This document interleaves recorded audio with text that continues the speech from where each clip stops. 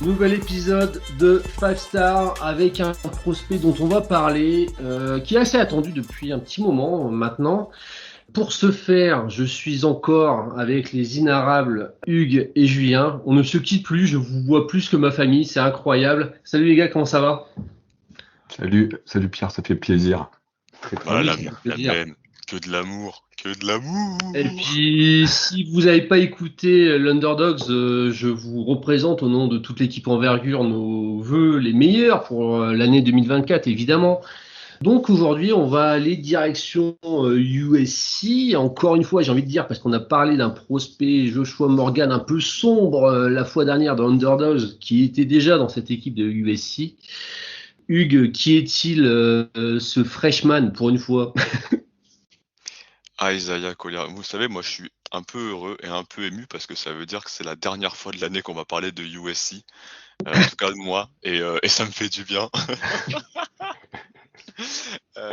Et puis en plus c'est la fin de la Pac-12, donc un peu d'émotion quand même devant cet épisode. J'aurais plus à supporter ce coach exécrable, mais c'est pas le sujet du jour. Isaiah Collier, quel homme! Isaiah Collier, c'est un joueur qui était top 3 recrue lycéenne l'an dernier, d'après ESPN, d'après Rivals, d'après tout ce que vous voulez. C'est un garçon qui est né en Géorgie et Georgia, comme dirait le chanteur Georgia. C'est une magnifique interprétation. Et donc deux parents pas du tout sportifs pour le coup. Un tonton qui lui est coach de basket au lycée et donc il a joué pour son tonton au lycée et il a été joueur de l'année, il a participé au McDonald's All-Americans, etc., etc.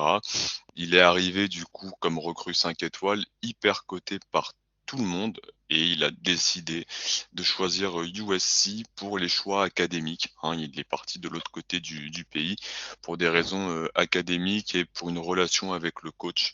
En même temps, tu choisis pas USC pour le basket, on le sait très bien. Et il finit dans une équipe, on va en parler, avec énormément de fils d'eux pour le coup. Et je vous propose quand même, pour mes chers auditeurs, pour nos amoureux des calembours, de faire un 94 pieds avec Hugues de Halle, où je vais vous donner 3 anecdotes sur Isaiah Collier, et il va y en avoir une seule qui sera vraie. La première anecdote sur ce joueur-là, c'est que sa danse préférée en soirée, c'est le collier serré. C'est un chaud lapin. La deuxième anecdote, oui, vous pouvez vous retenir de rire, mais je vois ce rythme juste un peu gêné. Je l'entends, tu vois. Non, il a pas osé. Bah si, j'ai osé. Et ce qui est bien avec Isaiah Collier, c'est la deuxième anecdote, c'est peut-être le joueur le plus franc que vous pouvez retrouver dans toute Ok, je l'NCAA. l'ai. Bah oui, il l'a forcément. Je On l'ai. peut dire qu'il est franc du collier, évidemment. Et puis la troisième anecdote qui est évidemment fausse, c'est quelque chose de tragique. Voilà, je fais du ascenseur émotionnel. C'est un joueur qui a vécu un gros deuil de son cousin et de son meilleur ami, qui est le fils du coup de son oncle qui était coach de basket. Et donc il porte ça avec lui et c'est un mec on voit qui est très proche de sa famille et qui a commencé l'année avec vraiment une mauvaise nouvelle et qui a réussi à encaisser parce qu'ils sont partis en tournée européenne. Et donc voilà, c'est un joueur qui a l'air vraiment très très proche de sa famille et qui est pas dans l'exubérance. Donc un bon garçon. Je pense aussi. Après les interviews, ouais. On va laisser les auditeurs, comme la dernière fois, on ne donne pas la réponse, on suppose qu'elle est assez évidente. Hugues, on part sur ça? Ouais, moi je pense que le collier serré là, tout le monde a dit Tout c'est le monde est ça. OK? Bah ouais, moi je le vois bien découpé, tu vois bouger son gros popotin là en soirée, tu vois bien musclé sur un petit air caliente. Pour moi, ça me semble évident. Est-ce que tu peux nous faire une présentation physique du joueur, un petit peu? Quel joueur est-il? À quoi Ouais, il ressemble? Alors le truc c'est avec Isaiah Collier, c'est que c'est difficile d'avoir la vérité sur les chiffres. C'est un joueur, il fait l'effet yo-yo. Il fait peut-être pas le programme comme j'aime, mais il fait l'effet yo-yo. Parfois annoncé à 1,90 m, parfois annoncé à 1,96 m, parfois listé à 88 kilos, parfois listé à 100 kilos. Une envergure qui varierait un minimum, hein, une petite fourchette entre 1,93 m et 2,10 m. Il y a quoi entre les deux, à part mon corps en entier? On ne sait pas. Donc compliqué d'avoir les mesures. Nous, visuellement, on se dirigerait quand même sur un joueur plutôt proche des 6 pieds 3, 4. J'ai pas l'impression qu'on est sur un mec si grand que ça et avec des bras pas si longs. Alors le poids, oui, pas de souci. Moi, qu'on me dise qu'il fait pas loin de 100 kilos, je veux bien le croire que du muscle. Mais voilà, on se disait juste avant de commencer qu'on croyait pas là dans ces bras de 2,11 m Mm. et dans des mains gigantesques. On va attendre les mesures officielles forcément au combine pour être fixé. Mais voilà, on va se dire 1,93 m, on va se dire à peu près 95 kilos et on va se dire une envergure par taille-poids. Julien, on va passer avec toi pour que tu nous parles un petit peu du contexte collectif dans lequel il évolue cette année à USC, avec, comme l'a dit Hugues, et rappelé fort justement, beaucoup de fils d'eux, et pas forcément gage de résultats, en tout cas à l'instant T. On va aussi rappeler qu'il est blessé actuellement pendant un mois, je crois. Ouais, c'est ça. Un mois au plus. Donc on est à Los Angeles, la fac de Southern California, donc en Pac-12 pour cette dernière année, la dernière année de cette conférence à peu près droite, quoi. Le coach c'est Andy Enfield. Vous avez entendu quelques mots de Hugues, qui apparemment le porte dans son cœur. Ouais, c'est un génie. Euh, Un vrai tacticien exceptionnel. Hein. Personne Hall of Fame. et donc l'équipe est composée, c'est vrai, du fils de LeBron, c'est quand même pas n'importe qui. Donc Bronny James et du fils de Dennis Rodman, je l'ai placé cette fois-ci, je l'ai pas oublié les gars, qui arrive de Washington State, qui a un 4, hein, qui ressemble un peu. Lui, au moins, on peut dire qu'il a presque des mensurations de son père, hein, au niveau de la taille et du poids. J'espère qu'il fait Et pas les mêmes soirées, c'est tout. Hein. Franchement, il a les mêmes ongles, en fait, il se peint les ongles d'un petit peu foufou aussi. Euh, voilà, c'est une équipe qui penche surtout à l'extérieur avec de fortes personnalités. Donc, outre Isaiah Collier, on parlera sûrement de sa personnalité plus tard. Il y a euh, notre ami Boogie qui tient beaucoup la gonfle, qui a une grosse, comment dire, qui participe beaucoup au jeu, qui prend beaucoup de shoots. Il y a Kobe Johnson, peut-être que tu l'oublies peut-être dans ta liste de joueurs pour la draft, Hugues, non? ouais, mais je l'aime beaucoup, Kobe Johnson, mais ce sera peut-être un underdog et je laisserai mon tour. Moi, Ouais, je d'accord. me focus sur le grand frère Jalen qui est un joueur incroyable, loterie ici, mais t'es pas trompé. D'accord. Pas mal. Et puis voilà, et le reste de l'effectif, donc Rodman qui a pas mal de shoots quand même, mais qui a plutôt un 4. Et ensuite, il y a comment dire, 4 joueurs intérieurs qui tournent avec une hiérarchie qui est pas forcément très claire. On a parlé de Morgan dans un underdog, il y a 3 autres joueurs, dont un, Ibuchuku, qui a un joueur 5 étoiles qui est arrivé l'année dernière, mais qui a eu une grosse alerte de santé. Et on peut dire qu'il a du mal à revenir, quoi. Voilà. On parlera peut-être de Hornery parce que il faut parler du spacing de cette équipe. On en a parlé en off. Alors c'est un des comment dire des problèmes de l'équipe qui peut-être pèse sur le contexte dans lequel on voit évoluer Isaiah Collier. Euh, donc il y a quand même Boogie Collins qui a un shooter à 46%, c'est ça, à 3 points, je crois, qui est dans les 20 premiers shooters de la NCAA à 3 points, donc c'est un gros shooter. Et puis autour, pas grand monde qui est capable d'écarter le jeu.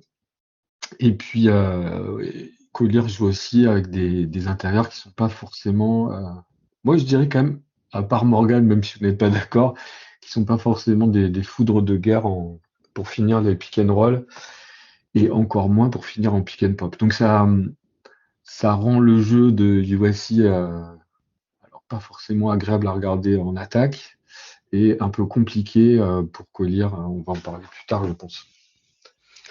Et bah, juste pour compléter, tu vois, si on est dans la Mm. comparaison, parce que c'est une comparaison qui va y avoir toute l'année enfilée sur le meilleur porteur de balle, le meilleur poste 1 entre Mm. guillemets. Initiateur, il y a lui et à Topic, en gros, qui se tiraient la bourre. Et là où Nikola Topic a un spacing et un fond de jeu qui est vraiment fait pour lui, où il tient tout le temps le ballon et qui a un vrai possibilité d'écarter le jeu et d'aller au panier. Isaiah Collier, c'est quand même beaucoup plus compliqué. Donc le contexte est clairement en avantage de Topic et très défavorable à Collier. Par Mm. contre, c'est intéressant on en discutera plus tard effectivement pour la projection NBA, pour voir ce que le joueur peut donner loin du ballon, ce qui risque quand même d'arriver vu les équipes qui vont drafter dans le top 10 cette saison. Mm. Et du coup, on peut regretter que James ait été out autant de temps, parce que ça aurait été intéressant de le voir jouer avec un autre, enfin un porteur de balle créateur, quoi. Enfin, qui sait lâcher la balle et qui sait, comment dire, créer du jeu, parce qu'il en est un peu privé, quoi. Messieurs, vous nous avez parlé du contexte collectif. Maintenant, j'aimerais savoir sur le terrain, qu'est-ce que ça donne à Isaiah Collier, balle en main. Quels sont ses points forts? Qu'est-ce qui est vendeur pour un scout? Qu'est-ce qu'on voit directement quand on regarde jouer Isaiah au jeu qu'on appelle le basketball? Eh ben, on va peut-être pas aller sur le point le plus évident quand on regarde le joueur, mais c'est la passe. C'est Isaiah Collier, c'est un excellent passeur. Les chiffres sont pas forcément au rendez-vous avec pas mal de pertes de balles, mais en termes de créativité, on aime beaucoup ce que le joueur peut proposer. On voit un vrai initiateur de jeu, capable de passer évidemment en mouvement, capable de passer sur drive and kick, capable de sortir le ballon avec des passes à une main des deux côtés. Alors effectivement, il y a une préférence motrice sur la main droite pour la passe, même s'il préfère driver par la gauche, on va en reparler.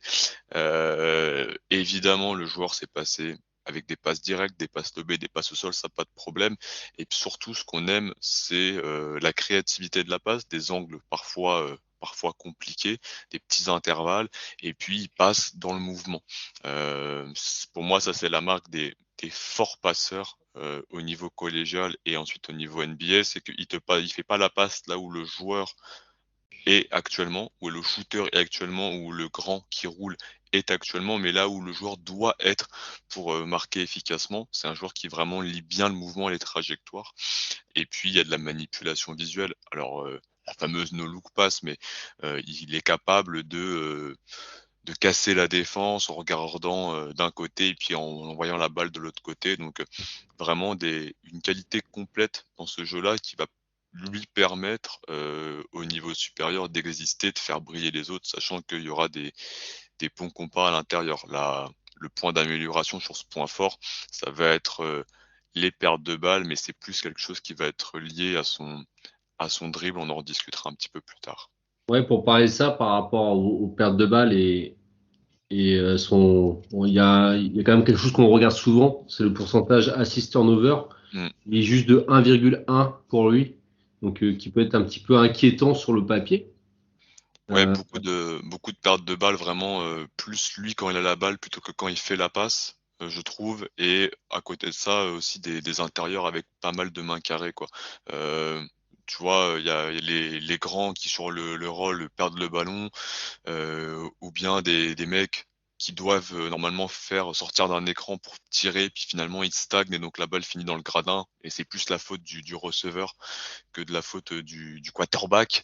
Enfin, dans le parallèle, mais je suis pas si inquiet que ça par ce ratio assist turnover pour la passe. Peut-être plus dans le drive. et Julien, toi, qu'est-ce qui te séduit le plus chez Isaiah Collier? Mais dans ce qu'on voit cette année à USC, puisque en fait c'est la passe, hein, son gros point fort, c'est clair. Moi j'aime bien quand même comment dire, le chaos permanent qu'il est capable de créer en drivant. Euh, C'est-à-dire le fait qu'il est tout le temps, il est tout le temps prêt à foncer dans le tas, c'est le moins qu'on puisse dire, et à créer du danger avec la balle en main et en voulant aller au cercle et du coup voilà, en pouvant il va varier, il va délivrer des passes, enfin varier. En tout cas, la défense craint ses drives et craint ses pénétrations, on va dire comme ça, et ça il sait en jouer et il aime beaucoup ça, il en fait beaucoup, que ce soit en transition ou sur jeu placé. Et Ouais. ce que je trouve intéressant, c'est qu'il arrive à justement à à mettre la pression comme ça sur la défense sur plusieurs positions sur le terrain. Il est capable de commencer en post-up et pouvoir soit enfoncer son joueur et faire la passe ou scorer, soit partir en transition, ce qu'il aime beaucoup faire après un rebond, ce qui est un petit peu l'ADN, on peut dire, de l'équipe, où l'attaque est moche, mais la défense, ils font beaucoup d'efforts et ça part vite après le rebond défensif, soit avec un jeu en screen et partir au drive, quoi.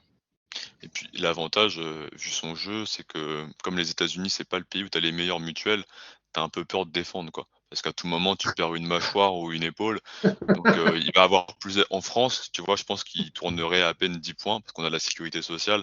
Là, les Ricains, ils y réfléchissent à deux fois avant d'aller dessus. Donc c'est un joueur qui va pouvoir créer énormément de fautes et de points faciles. Moi aussi, comme point vraiment, enfin, qui saute même aux yeux, et t'en as un petit peu parlé, Hugues, c'est son physique. Il a quand même un physique qui est presque plus proche du footballeur américain. T'as fait le parallèle tout à l'heure, mais c'est vraiment ça. Et en plus de ça, ce qui est un peu terrifiant entre guillemets, c'est qu'on a l'impression qu'il peut encore ajouter du muscle par rapport à ça et le rendre encore plus puissant. Il dégage une grande puissance aussi quand il drive justement, parce qu'il arrive avec toute ce physique naturel qu'il a à dégager ça. Et en ça, déjà, moi, je trouve déjà, pour moi, c'est même le premier truc que quand on le voit jouer au basket qui me saute aux yeux, en fait. Alors, je sais pas si vous êtes OK avec ça. Après, ça veut pas dire Si. qu'il a des qualités athlétiques exceptionnelles. Et d'ailleurs, on peut modérer tout de suite le propos par rapport à ça. Dire avoir une grande puissance, c'est pas forcément signe de verticalité non plus, messieurs. Oui, tout à fait. Après, le corps, il l'a travaillé, hein. Il le dit en interview, c'est un truc dans son état où il a joué au basket en high school, c'est un truc, il fallait être physique. Donc, il a travaillé son physique, c'est pas quelque chose de naturel, c'est quelque chose qu'il a bossé, et donc, on peut penser qu'il va continuer à le développer, comme tu as dit, Pierre. Et par rapport à la verticalité, c'est vrai que c'est assez frustrant, enfin, c'est pas frustrant, c'est que, voilà, c'est un gars qui va pas très très haut au-dessus du cercle. Il est capable d'aller dunker en contre-attaque, mais c'est une de ses caractéristiques. Il va pas finir très très haut au cercle quand il va au drive. C'est un. D'ailleurs, une stat par rapport à ça, un seul dunk en 16 matchs. Ouais, bah, on voit même des transitions où il est 1 contre 0, les commentateurs disent watch out, Ouais. watch out, et il fait un vieux lay-up main droite. Alors, on Non, bien pourrait se sûr. dire, vu le corps, qu'il peut mettre des gros marteaux, mais c'est pas forcément le cas. Il a suivi les enseignements de Rocky 6. Tu vois, quand t'es plus rapide, Sylvester Stallone, tu vois, quand t'es plus rapide, bah t'es le plus puissant. Et alors l'avantage, c'est que ça permet de jouer longtemps. Et ce que dit Juge sur le développement du corps, je trouve ça assez intéressant et intelligent. C'est que le garçon, il a très vite compris, avec son tonton qui le coachait, que ben il irait pas le plus vite, il irait pas le plus haut. Par contre, il a un morphotype qui va lui permettre de faire le plus mal. Et on voit qu'il y a beaucoup de joueurs en NBA, ça leur permet d'être prêts plus rapidement et d'être efficaces rapidement. On en a vu beaucoup ces dernières années, des scoreurs puissants qui pouvaient jouer. On est sur un type différent, joueurs différents, et c'est un joueur que j'aime bien, mais Cam Thomas, qui n'était pas un énorme athlète dans Mm. le premier pas, qui n'était pas un énorme athlète vertical, il est arrivé, il faisait bouger tout le monde près du panier en mettant de l'impact, en encaissant le contact, en finissant, et on a vu que très vite ça pouvait être un scoreur. Donc ça, c'est plutôt bon signe pour lui. Ouais, il a un jeu bully, quoi. On peut le dire, hein. C'est un de ses moves, en tout cas, ce qu'on voit depuis le début de l'année, c'est qu'il aime bien arriver en drive, mettre un coup d'épaule qui sait gérer, quoi, pour se faire de la place et pour finir près du cercle. Le premier match, il est vraiment. Si vous voulez savoir qui Isaiah Collier, vous regardez son premier match de l'année face à Kansas State. Il joue 25 minutes. Il met 18 points, 7 sur 9 au tir, c'est quasiment que du lay-up où il Mm. rentre dans les défenseurs, il les défonce tous et il finit fort près du panier. Il fait 6 passes décisives, 6 pertes de balles sur quasiment 5, et 5 fautes, quasiment 5 fautes offensives, hein. Donc il fouled out sur son premier match et quasiment que de la faute offensive. Et vous pouvez voir ses points forts quand il est défendu par des arrières où il les bully, où il leur rentre dedans, où il les poste, où vraiment il est inarrêtable. Et vous pouvez voir ses limitations en deuxième mi-temps où il est défendu par des ailiers, notamment Arthur Kaluma, qui est un excellent défenseur ailier depuis plusieurs années, et là où c'est plus compliqué pour lui. Je trouve un excellent match, le tout premier match de saison pour pour scouter Isaiah Collier. Bah, justement, la perche est toute trouvée. Hugues, on va parler de ses limitations, en tout cas à l'heure actuelle. Quelles sont-elles, selon toi? Pareil, sa plus grosse limitation dans son jeu. Je vais prendre une limitation qui va être relou pour son point fort, parce que c'est un Ouais. joueur où on se disait avant de lancer que trouver un point d'entrée en NBA, un truc élite, c'est compliqué parce que son plus gros point faible peut-être c'est de n'avoir aucun énorme point fort, et notamment sur le drive, parce que c'est un joueur, on le voit et on le comprend très vite, qui va être très porté sur la création balle en main, qui peut accélérer. Il est très bon pour changer son rythme en accélérant. Il est bon pour changer de direction sur son drive. Main droite, main gauche, j'entends. Par contre, le mec, une fois qu'il est lancé, il sait pas décélérer. Il a ce problème de freinage qui va lui permettre, à terme, s'il le met dans son jeu, de mieux lire la défense, d'arrêter de faire 4 passages en force, de provoquer 4 passages en force en rentrant dans le porteur de balle. Et puis ça lui permettra de s'arrêter, de pouvoir créer plus d'écart sur peut-être du pull-up mi-distance ou un flotteur, un runner, des choses qu'il n'a pas du tout en magasin. Donc pour moi, ce freinage, c'est vraiment le point à débloquer pour passer du porteur de balle moyen, voire peut-être négatif, au vrai porteur de balle, créateur de jeu NBA. C'est un point en comparaison qu'on reprochait à Jaden Ivey, qui était un meilleur athlète, un vertical, mais on se disait, Jaden Ivey, il a pas qu'une vitesse, mais il sait pas décélérer, et on le voit en NBA aujourd'hui, Jaden Ivey ne sait pas encore ralentir son jeu, et donc il manque cruellement d'efficacité, et on peut craindre la même chose pour Isaiah Collier. Julien, tu as le même défaut numéro 1 ou tu en vois un autre? Ouais, je vais en prendre un autre parce qu'il y en a un autre qui est évident, c'est le shoot. Ouais. Le shoot extérieur, qui est pas du tout, qui est pas en place en fait. Il est pas du tout en place, mais il est pas en place. Alors il y a il y a du mieux. Il tourne à 31%, c'est ça, juste à 3 points. Ouais, sur très peu de tentatives finalement, parce qu'en Avec un 30 minutes de volume, temps de jeu, ouais, il prend 3 tirs par match, c'est ça, hein? ouais, il est à 48 sur un volume de 48 shoots sur ce qu'il a fait depuis le début. Euh, bon, on voit la trajectoire est plate, parfois ça manque de pop. Alors il est plutôt, c'est plutôt un shooter en catch and shoot. De toute façon, en ce moment, on ne voit pas, ni très très peu prendre des pull-ups à 3. Et puis quand on le voit shooter en pull-up à 2, c'est très très compliqué, quoi. On sent que c'est pas trop son truc, à part qu'il y a une position qu'il affectionne, je trouve, se tirer en tête de raquette, tu vois, sur la gauche. Là, on sent qu'il a travaillé que ça passe ici, et il en use un peu parce que c'est là où il les rentre le plus facilement. Mais il n'a pas un shoot naturel, il le sait, il en parle dans les interviews, c'est quelque chose dont il parle très facilement. C'est un de ses points faibles, il bosse beaucoup. Alors, Manu a l'habitude de dire que c'est le truc le moins difficile à travailler. Donc, on peut penser que ce point faible qu'il a, ça peut s'améliorer. Voilà.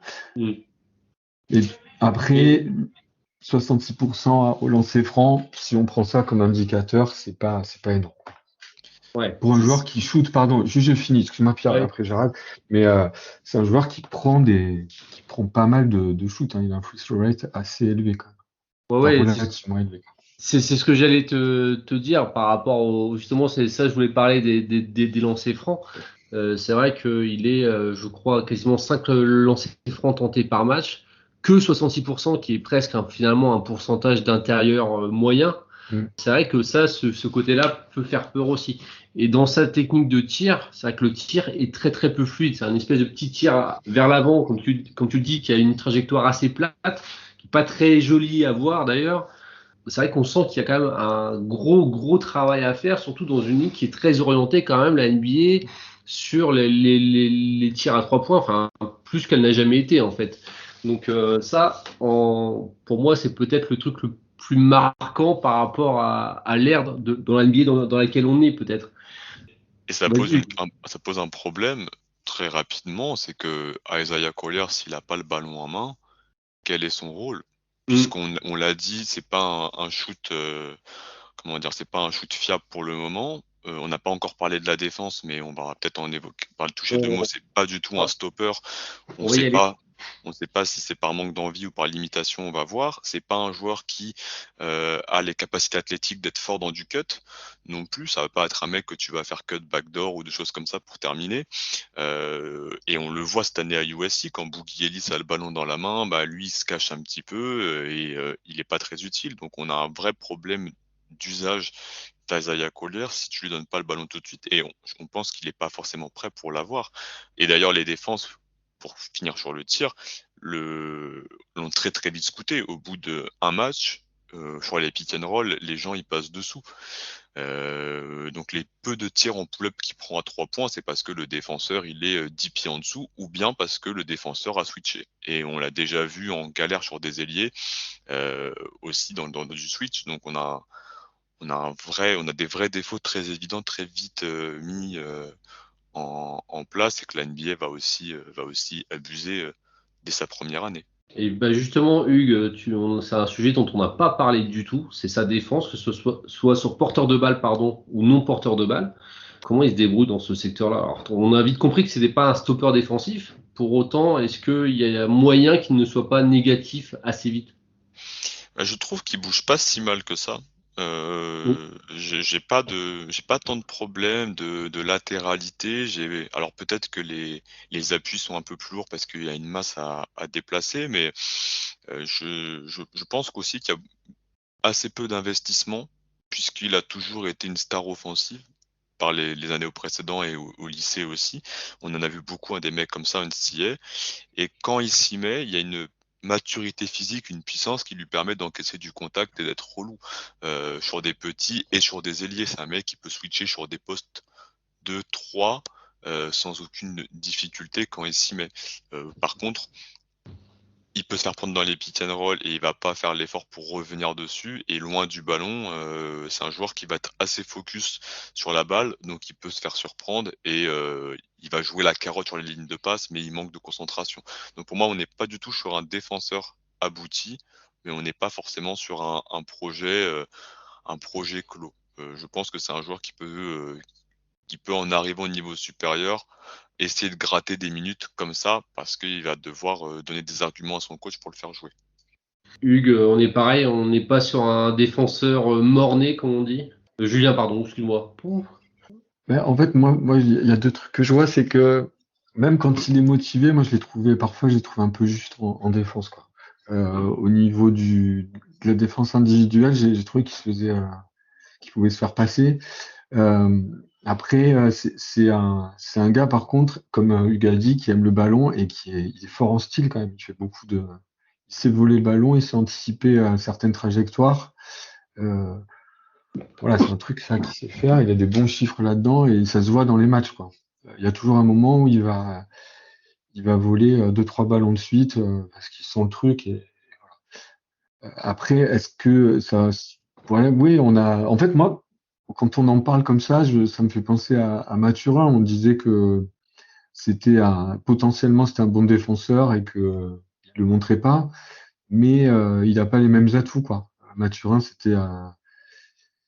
il avait déjà une envergure. On savait qu'il avait une grande envergure. Et puis physiquement, il était au-dessus, il était plus grand. Ouais, je sais pas trop quoi dire de cette défense, comme a dit Hugues. On le voit pas assez faire pour conclure. Ouais, c'est pareil, il n'y a pas ce côté investissement que, comme le signifie Hugues, qui est rarement le cas chez les jeunes starifiés en NCAA, en fait. C'est vrai que c'est très rare que les stars offensives NCAA soient de très grands défenseurs et quelquefois on a des bonnes surprises à l'étage supérieur. D'autant que, moi je suis assez d'accord avec Hugues, c'est-à-dire que son physique est quand même un avantage. Il y a quand même des joueurs, même sur des postes de garde, qui ont des physiques imposants et qui arrivent à en tirer parti. L'exemple le plus parlant peut-être, alors ce sera jamais le cas, ce sera pas le même joueur, on est d'accord, mais il y a dans son physique un petit côté Marcus Smart aussi. Messieurs, alors c'est un projet qui a annoncé très haut, hein, notre ami Collier. Est-ce qu'on y croit?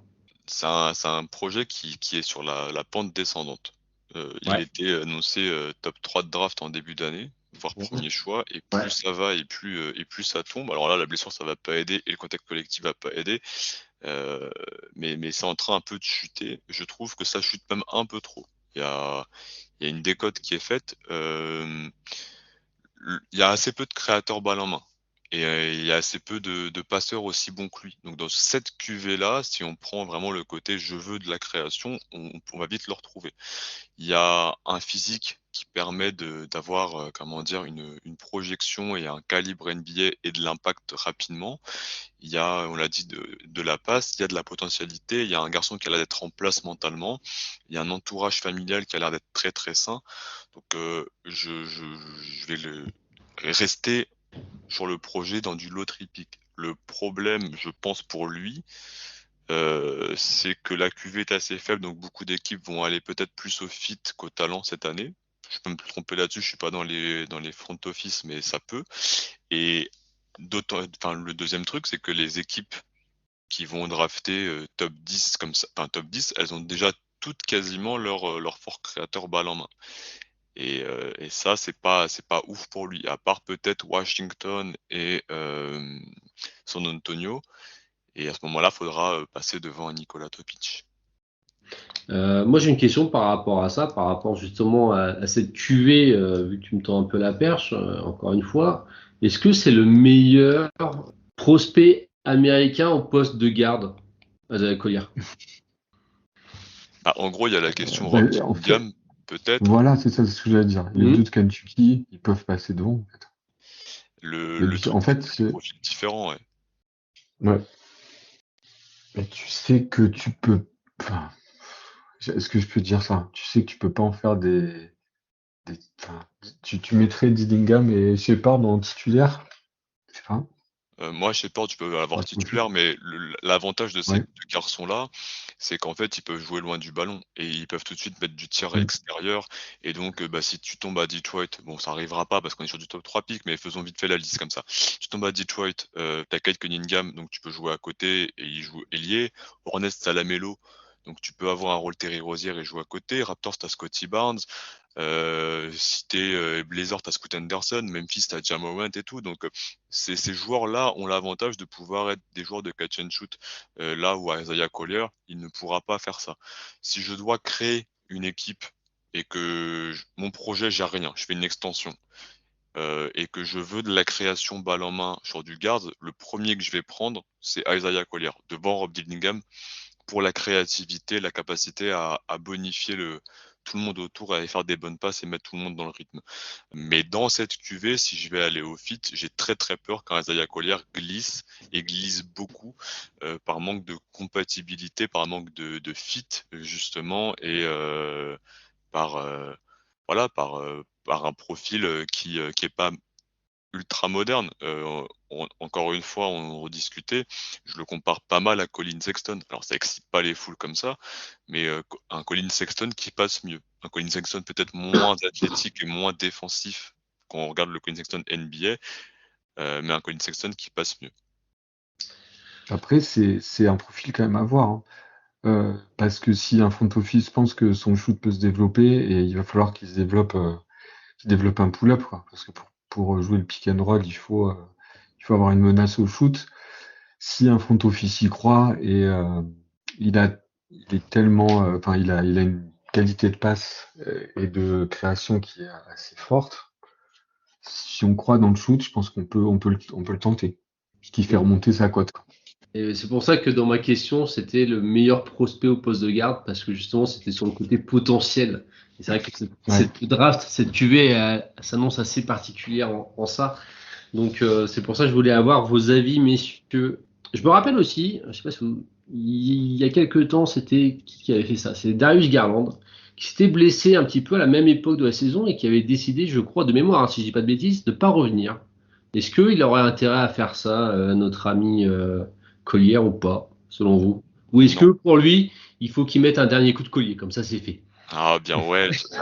Darius Garland, il fait 5 matchs à Vanderbilt, je Ouais. crois, et il fait 5 matchs avec des stats de ouf et une efficacité de malade. C'est que genre Darius Garland, on est parti sur une échantillon de 5 matchs et on s'est dit tourne à 50% à 3 points, 75% au global, c'est un monstre et il est choisi, je crois, 6e 5e ou 6e, juste devant Kobe White et Jared Culver, incroyable. Et Collier, comme il a déçu, pour moi, faut qu'il rejoue des matchs de conférence. On veut le voir face à Arizona, on veut le voir face à voilà, il y a Arizona dans la Pac-12, les voilà. Non mais on veut le voir face à des plus grosses équipes et on veut le voir avec un meilleur spacing. Moi, j'ai envie de voir Isaiah Collier entouré de Bronny James et de Boogie Ellis et de voir dans ce cadre-là ce qu'il peut faire. Donc pour moi, il a tout intérêt à rejouer s'il peut. Tu avais dit un mois, je crois juste, c'est la main, c'est ça, c'est un doigt Ouais. qui est parti en 4 à 6 cacahuète. semaines, ouais. Sachant qu'il avait déjà été blessé au niveau lycéen, au niveau du genou. Donc, ce serait lors du rassemblement Team USA, il s'était blessé. Donc moi, je le ferai jouer. S'il peut jouer, je le ferai jouer. Et je pense que la famille qui est pas dans une démarche business et on vend un produit, mais dans une démarche bien-être de leur enfant, éducation et tout, suivra la décision du joueur. Et je pense que le joueur aime le basket, donc je le vois bien jouer. Julien, tu vas me dire si tu es d'accord avec ça et si tu peux nous parler un petit peu de l'homme que c'est, si tu as des infos sur ça. Je prends et on va. Oui, enchaîner avec ça. Parce que, Exactement. alors, moi, je le connais pas personnellement. J'ai écouté quelques interviews, mais Tu aurais pu être millionnaire. ce que je voulais te dire, c'est que le gars a l'air d'avoir un fort caractère, quoi. Donc, sur le terrain, ça se voit, il parle beaucoup, il s'encourage, c'est un volcan, quoi, parfois, et je pense que c'est pas le gars à lâcher, en fait. Voilà. Après, les intérêts de la draft peuvent faire que, hein, je sais pas, c'est pour ça que je reste prudent, mais j'ai l'impression que c'est un type qui en veut et qui le montre, et qui peut. Je crois que sa mentalité, c'est qu'il veut emmener les gens avec lui. Il le dit tout le temps dans les interviews. Il veut emmener l'équipe dès ses premières interviews. Il dit qu'il veut être le leader de l'équipe. Il y a Boogie Ellis qui est là. Lui, c'est pas. Voilà, lui, il veut être un leader. Il savait qu'il y avait Bronny James qui allait venir, mais il voulait s'imposer devant tout le monde. Donc c'est un type comme ça. Voilà, c'est un type et ça. Encore une fois, c'est assez bizarre, hein, son attitude en match. On peut le prendre de plusieurs façons. On peut penser qu'il est arrogant, qu'il joue que pour sa pomme, et puis en fait, je pense que c'est plutôt un gars qui en veut et qui veut amener tout le monde avec lui.